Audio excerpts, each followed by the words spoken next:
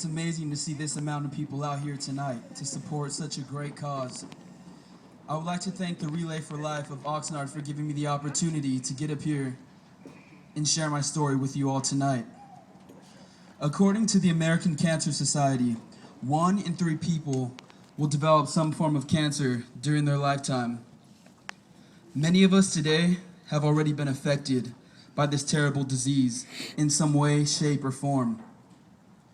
Now, whether you're here tonight in memory of a lost loved one, or whether you're here tonight celebrating the life of a cancer survivor, and to anyone out there tonight who is currently battling this terrible disease, I believe in you. So looking around, it looks like we're all here for the same reason, and we all have our own stories to tell.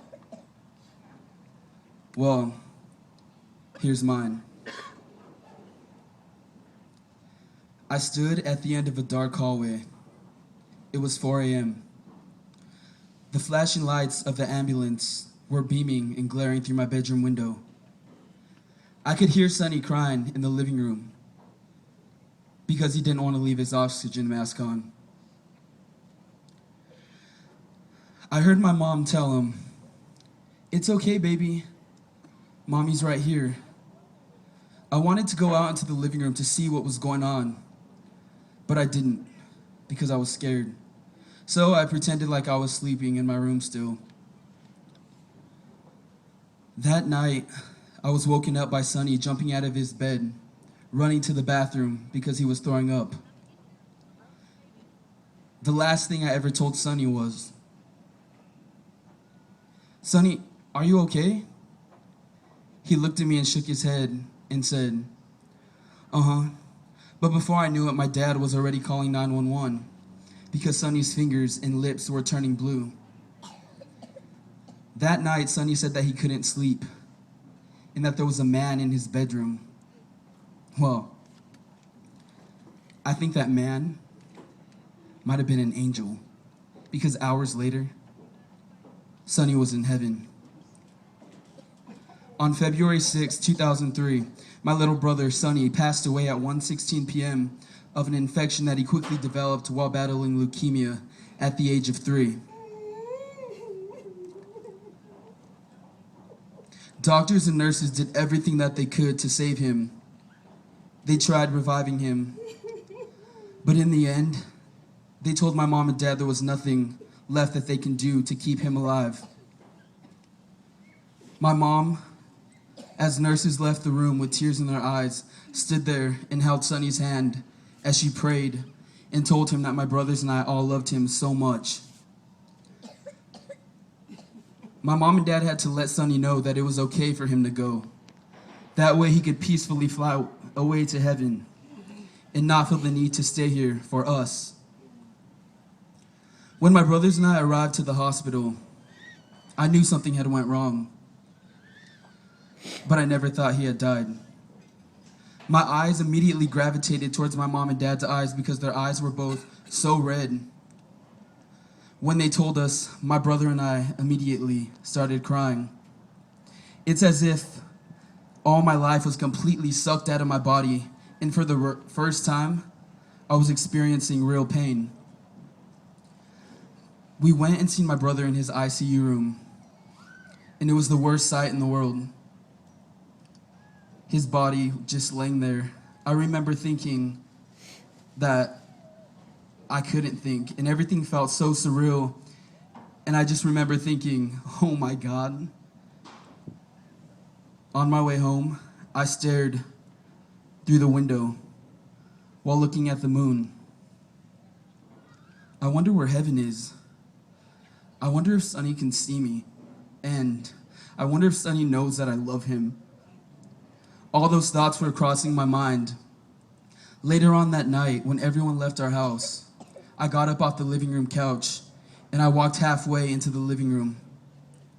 Then I stopped. I turned around and started staring at my mom and dad, who were still sitting down on the living room couch. I had something to say, but tears filled my eyes before I could even speak. As I burst into tears, I finally said it. I never even got to tell Sonny bye, and that's how it all began. You know, it still bothers me today knowing that I never got a chance to tell Sonny that I loved him before he left. For years, I beat myself up over that. I took it out on myself. I felt like a failure of a brother. For years, I just wanted to see him. I wanted to hear him. I wanted to be with him.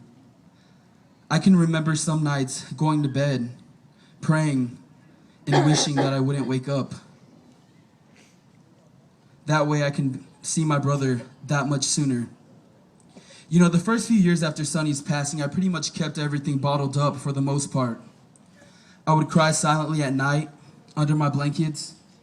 I would cry on our way to the cemetery, in the back seat. I didn't really know how to express myself. And everything just got to a point where I was depressed, literally sick to my stomach, and having anxiety attacks on a weekly basis. High school was the hardest time for me. I was turning into an adult, but I hadn't even began to make amends with my childhood. My doctor wanted me to start going to counseling. Of course, I flipped out. It was definitely all too much for my 11-year-old self at the time to handle and to process. My counselor once told me, "So what do you like to do, man?" And at the time, I really didn't know what I liked to do. So I looked up and I said, writing, I guess. And he told me to just keep writing and to write every single day and to write everything down. And I did just that. Today, I have almost 10 different notebooks filled with writing. Writing has become my creative outlet in life. It's the one thing that I do where I feel free. While I was writing, it helped me let go of certain negative aspects that I held against myself. But most of all, by writing everything down and by reading everything that I was writing, it helped me wake up and realize that I needed to change. Because the person that I was not the person that I wanted to be. My mom would always tell me, we have to keep fighting and keep moving forward and keep marching on. Because one day, we will come to find and live a better day. And indeed, I have finally come to find a better day. In the past 2 years, I've gotten to do so many cool things, and I've had so many amazing opportunities.